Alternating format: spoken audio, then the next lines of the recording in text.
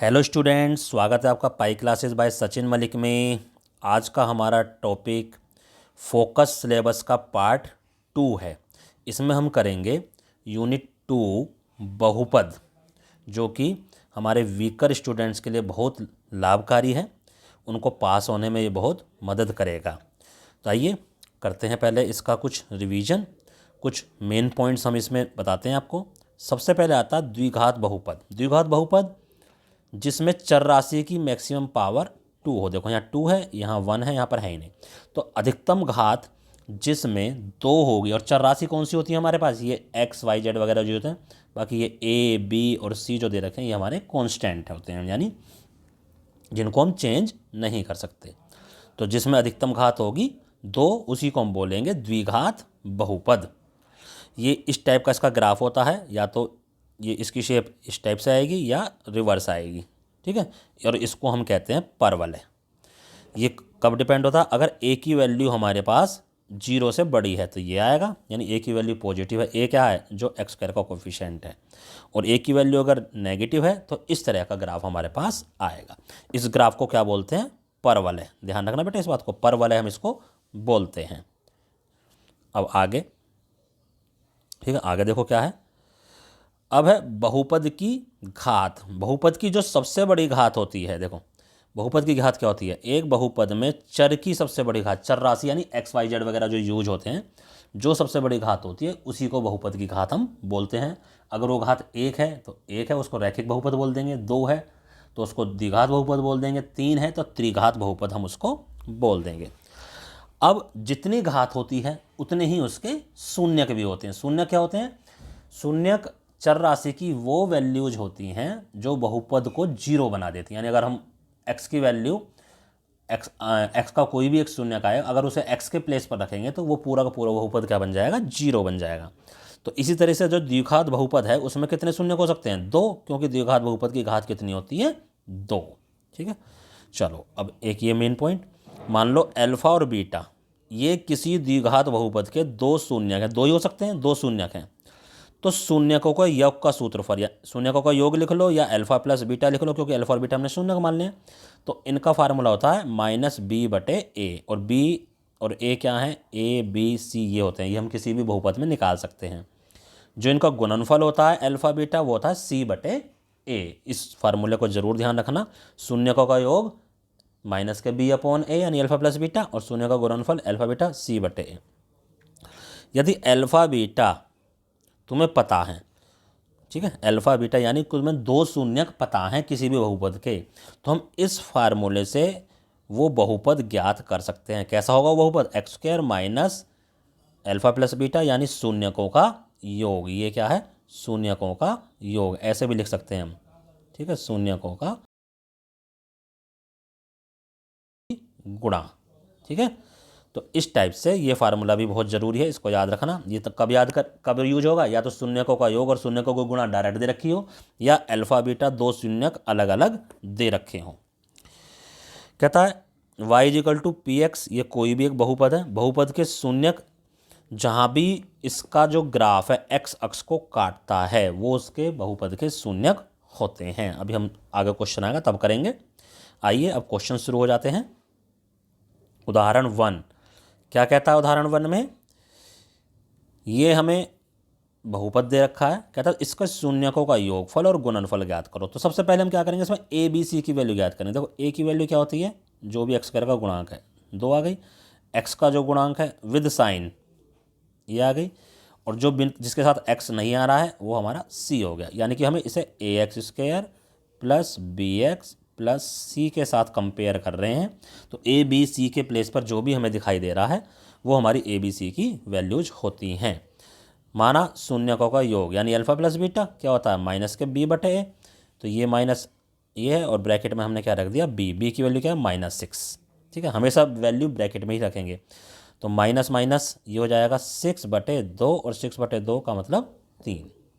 ऐसे ही alpha beta क्या होता है, c/a, c कितना, -3, -3/2। इसको हम सोल्व आगे नहीं कर सकते, ज़्यादा पॉइंट में करेंगे तो यही हम छोड़ देंगे। ये हमारा आंसर इस टाइप से निकल जाएगा। तो एक एक नंबर में इसी टाइप के बेटा क्वेश्चन आने वाले हैं हमारे पास।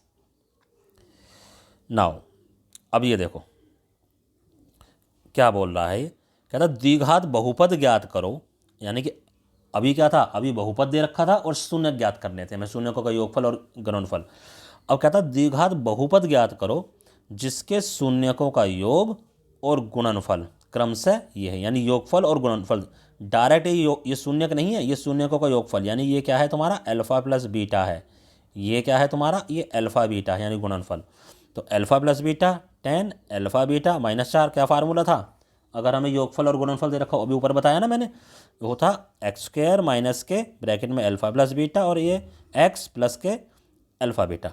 तो अल्फा प्लस बीटा की वैल्यू जो भी है रख दो, इन्होंने तो देखो डायरेक्ट रख दी, आप ऐसे ही रखना माइनस का एक्स स्क्वायर माइनस के ब्रैकेट को अंदर ही रखना पहले वैल्यू प्लस, और उसकी वैल्यू थी -4, ऐसे ब्रैकेट के अंदर डायरेक्ट मत करना, एक्स स्क्वायर माइनस के 10x -4। ठीक है, तो इस तरह से ये क्वेश्चन कंप्लीट हो जाता है। जिस तरह के क्वेश्चन हम आपको बेटा समझा रहे हैं बहुपद में, जो हमारे वीकर बच्चे कर सकते हैं, हम बहुपद से वही क्वेश्चन समझा रहे हैं। सारे क्वेश्चन हम बहुपद के नहीं कराएंगे, आपको बस इसी टाइप के क्वेश्चन कर रहे हैं ताकि इस टाइप के जो क्वेश्चन आ जाएं वो आप ना छोड़ के आओ। नाउ नेक्स्ट देखो, ये फिगर ध्यान से देख लो। ठीक है, इस फिगर को देखकर अब आपसे क्वेश्चन पूछे जाएंगे। देखो जैसे पहला क्वेश्चन है कि पहला क्वेश्चन क्या है कि ग्राफ का नाम क्या है। ठीक है, सबसे पहले देखो ग्राफ का नाम क्या, अभी ऊपर हमने बताया था ऐसे ग्राफ का नाम क्या होता है, परवलय होता है ये। ठीक है, परवलय। कहता उपरोक्त ग्राफ किस बहुपद को दर्शाता है, परवलय कैसे का होता था, द्विघात बहुपद का। ठीक है, बहुपद के शून्यकों की संख्या, क्योंकि द्विघात बहुपद है तो शून्यकों की संख्या कितनी आ जाएगी, 2। और हम वैसे भी बता सकते हैं ये एक्स एक्सिस को कितने पॉइंट पर काट रहा है, एक यहाँ पर काट रहा है और एक यहाँ पर काट रहा है, तो 2 ही हुए। जितने पॉइंट पर एक्स एक्सिस को काटेगा ये ग्राफ उतने ही इसके शून्यक होते हैं। अब पूछेगा शून्यक कौन कौन से हैं, देखो काट कहाँ कहाँ पर है, एक तो -1 पे काट रहा है और एक 5 पर काट रहा है, तो 2 शून्यक पूछ लेगा, -1 और 5, यही आगे का क्वेश्चन है। फिर कह सकता है कि इन शून्यकों का योगफल और गुणनफल बताओ, तो यानी कि अल्फा प्लस बीटा हो गई, ये हमारा अल्फा हो गया और ये हमारा बीटा हो गया। तो अल्फा प्लस बीटा -1 हमेशा ब्रैकेट में रखेंगे, +5 -1 +5 क्या होता है 4, और गुणनफल -1 और 5 क्या आ गया -5। आगे देखो यही क्वेश्चन पूछे गए होंगे। देखो बहुपद की बात आ गई। अब कहता है शून्यक लिखिए। ठीक है, शून्यक मैंने आपको बता दिया -1। अब अल्फा हमने -1 माना, ये 5 माना, ये निकाल के दिखा दिया। अब आगे कहता है बहुपद भी बताओ। अगर अल्फा प्लस बीटा और अल्फा बीटा हमें पता चल गया तो अभी ऊपर क्वेश्चन करा था हमने बहुपद निकालने का, ये फार्मूला, तो इसमें फिर से इन्होंने डायरेक्ट लिख दिया। आप डायरेक्ट नहीं करोगे, एक्स स्क्वायर, इसकी वैल्यू आई थी हमारे पास 4, ब्रैकेट में ही रखो, और अल्फा बीटा की वैल्यू आई थी -5, ब्रैकेट के अंदर ही रखेंगे। अब ब्रैकेट खोलेंगे, x square -4x -5, this is the answer. चलिए नेक्स्ट क्वेश्चन, अब सीधे देखो अभ्यास आ गया। अभ्यास में इसी टाइप के क्वेश्चन आएंगे जिस टाइप के ऊपर दे रखे हैं। तो कहता द्विघात बहुपद ज्ञात करो जिनके शून्यक, ये शून्यकों का योग वगैरह नहीं दे रखे, इसमें ध्यान देना क्वेश्चन में क्या है, ये हमारे डायरेक्ट शून्यक हैं, ये शून्यकों का योग और गुणा नहीं है। ये तो अगले क्वेश्चन में आएगा, शून्यकों का योग और गुणा अगले में दे रखा है, ये डायरेक्ट हमारे शून्यक है, यानी ये हमारे डायरेक्ट अल्फा और बीटा हैं। तो इसमें से कोई एक क्वेश्चन में करके दिखा देता हूँ, चलो फोर्थ वाला करके दिखा देता हूँ। तो फोर्थ वाले क्वेश्चन में देखो अल्फा क्या है √3, बीटा क्या है -√3। तो सबसे पहले हम क्या निकाल लें, अल्फा प्लस बीटा, ब्रैकेट में रखना √3 प्लस के -√3, तो √3 माइनस के √3 क्या आ गया भैया 0 आ गया। अब अल्फा बीटा, तो अल्फा बीटा √3 और माइनस के √3, तो क्या आ गया इक्वल टू -3, क्योंकि रूट से रूट हट जाता है। ठीक है, रूट से रूट कैंसिल हो जाता है और 3 हमारा बच गया, तो -3 हमारा आंसर आ गया अल्फा बीटा का, इसलिए बहुपद। अब बहुपद क्या हो गया, बहुपद का हमारे पास फार्मूला था, क्या था बहुपद का फार्मूला, एक्स स्क्वायर माइनस के अल्फा प्लस बीटा एक्स और प्लस के अल्फा बीटा, यही था हमारा बहुपद निकालने का फार्मूला। तो एक्स स्क्वायर माइनस के 0 × x और -3, तो क्या बचा एक्स स्क्वायर बचा, 0 × x तो 0 गया, और x square -3, this is the answer. इसी टाइप से आप ये तीनों क्वेश्चन कर लेना अपने आप। अब ऐसे ही मैं इसमें क्या दे रखा, डायरेक्ट योगफल दे रखा है, योगफल यानी कि अल्फा प्लस बीटा दे रखा है और अल्फा बीटा डायरेक्ट दे रखा है, यहाँ तो मैं निकालने की जरूरत नहीं है। तो ये जो वैल्यू है ये अल्फ़ा 2 और ये जो वैल्यू है ये अल्फ़ा बीटा है। ये कितना है हमारे पास 1/4। ठीक है, बाकी ये तीनों आसान है, ये आप अपना आप करोगे, मैंने डायरेक्ट नीचे वाला करके बता रहा हूँ। अब वही फार्मूला ये वाला, इसलिए बहुपद क्या हो जाएगा भाई, एक्स स्क्वायर माइनस के अल्फ़ा प्लस बीटा एक्स और अल्फ़ा बीटा। तो एक्स स्क्वायर माइनस के √2 ब्रैकेट में रखो एक्स प्लस के 1/4। तो क्या आ गया, एक्स स्क्वायर माइनस के √2x प्लस के 1/4। This is the answer. तो इस तरह से ये वाला क्वेश्चन भी हमारा कंप्लीट होता है। आइए नीचे वाला क्वेश्चन करते हैं। कहता है इस बहुपद का मान बताओ अगर x की वैल्यू ये है या ये है, तीनों पे नहीं बतानी है। तो चलो मैं पहले वाले पे बता देता हूँ। जब x की वैल्यू -1 है, ठीक है, ठीक है, तो क्या लिखोगे, यदि x बराबर -1 हो तो रख दो। तो क्या आ जाएगा, -1 का स्क्वायर, जहाँ भी x है वहाँ -1 रख देंगे। तो 4 × में -1 प्लस के 1, तो -1 का स्क्वायर +1 हो जाता है।